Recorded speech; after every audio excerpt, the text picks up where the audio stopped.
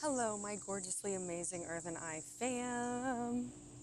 As you know, here we flow, but before we do so, life has been very crazily unpredictable and filled with so much change. I don't know if you might be feeling this way, but that is really the vibe that I'm rolling in with right now. And I just want to remind us that the more resistance we put to our external circumstances, the more we are setting ourselves up for suffering. We can't resist what's happening. We have to go with it, and we have to understand that many times going with those discomforting situations, there's a very fine line between discomfort that is avoidant, and discomfort that is calling us into higher realms. And we go with that discomfort that's kind of calling us into higher realms, that's embodying change, empowering us to change. We're going to be rewarded with something that we've never experienced before because we're taking a risk that we've never taken before. It's amazing, and I just really have felt like my head has been spinning like crazy, and I don't feel it stopping anytime soon. We have a new moon tomorrow, so that will really be an opportunity to ground this all in. And I hope you're having an amazing weekend. I hope you are amazing. With that, we're going to roll right into the flow, which is about the truth of desire, and when you have a desire, why it is worth pursuing. And this has come in loads and loads of forms as a message recently, and it's really insane because here we flow, here we flow, here we flow. Our true desires are almost like fundamental pillars of who and what we are, and they really don't change much throughout life. Sure, they grow and they expand into new specific experiences and such, but from the time we are very young to the time we are, how's the mic? To the time we are very old, our desires are pretty consistent, which is a really crazy and beautiful sign that they are God-given directional cues that are leading us to our highest timeline, to the truth of our elevated destiny. And the more that we kind of push them down and resist our true desires, it's kind of like being stuck in a whirlpool, because they're not going anywhere. They're like seeds that have been planted by the divine, not by us. We plant seeds in our garden, but sometimes seeds are planted for us, and we still have to harvest and take care of them the way that we take care of the seeds that we plant ourselves. So much in this world and this human experience is trying to pull us away from who and what we really are. Our desires, what we truly want, truly crave, they are perfect indicators of which direction to move in, what we need to become closer to, what we need to explore more.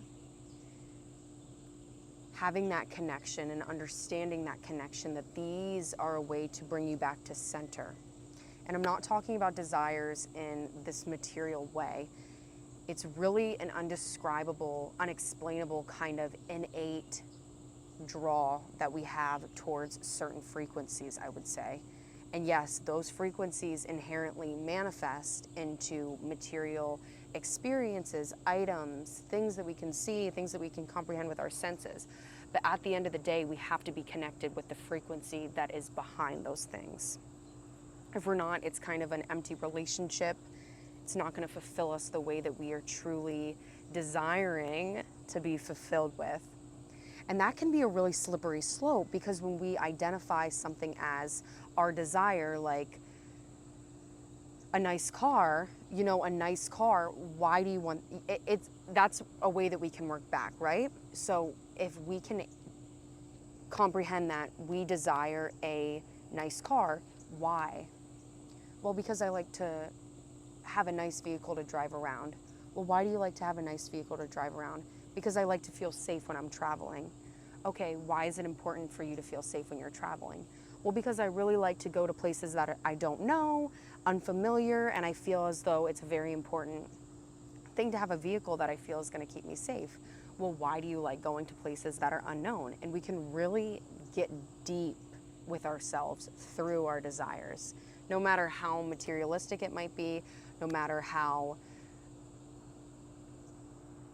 unfamiliar it might be, take that as an opportunity to dive deeper into who we really are. Because much of us is a mystery.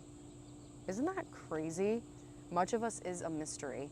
And when we can take little cues and little signs from our tangibility, from our known life, and kind of mesh it with the unknown, marry it, that's when we can really start ascending timelines, going into greater unknowns.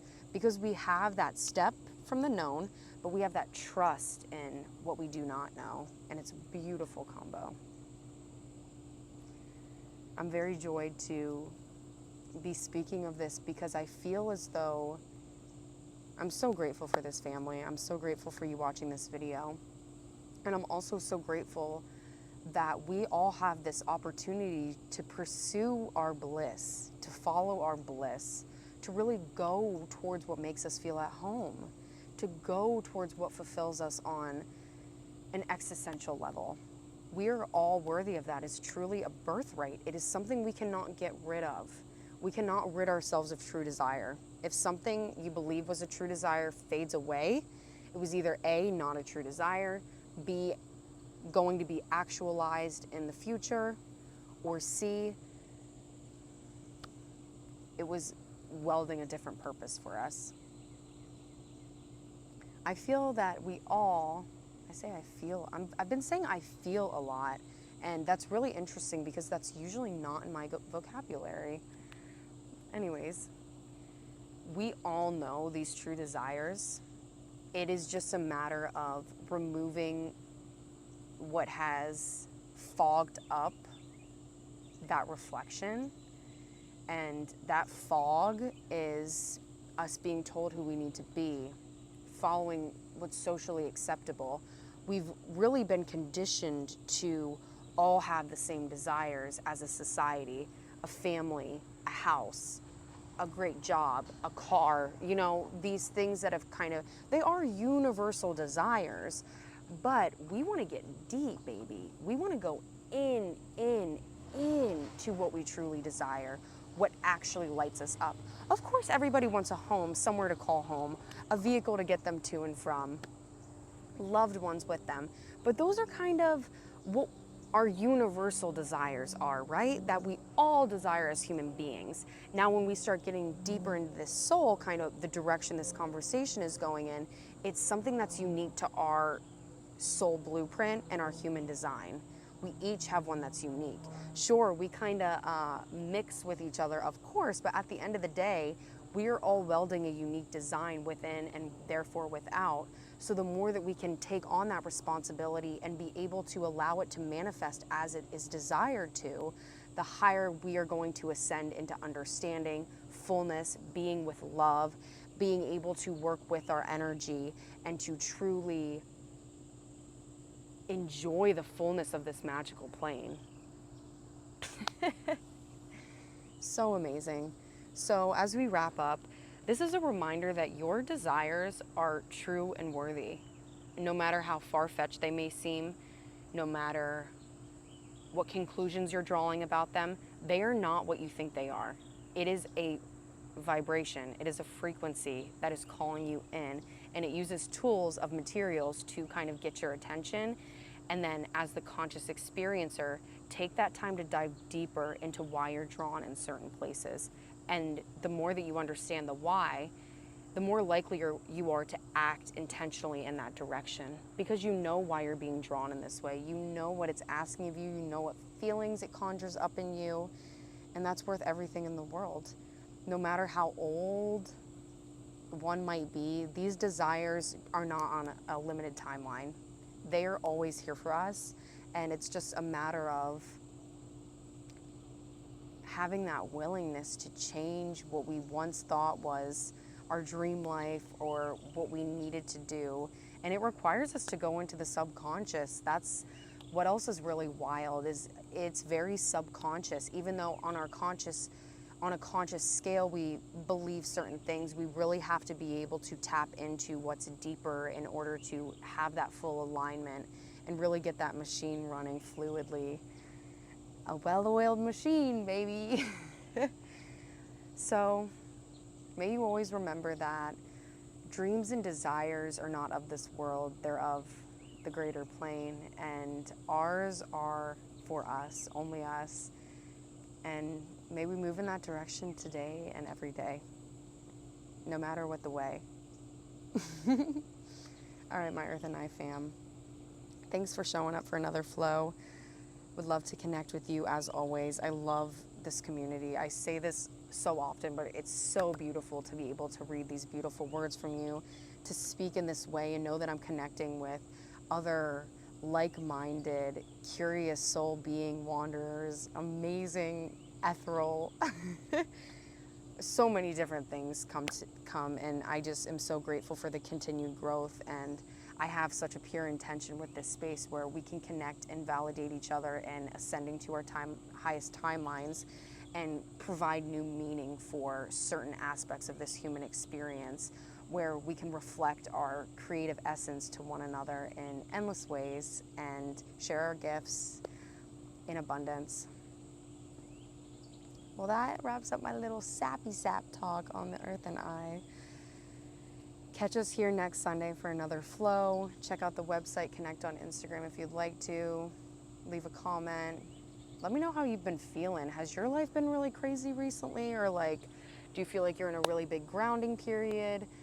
I'm really curious of that, if this is just kind of where I'm at with my lifestyle. But like I said, I'm really looking forward to grounded in tomorrow, so maybe that'll feel different when we move into this new moon energy. But I'd love to hear from you guys as well. How are you feeling? What's going on?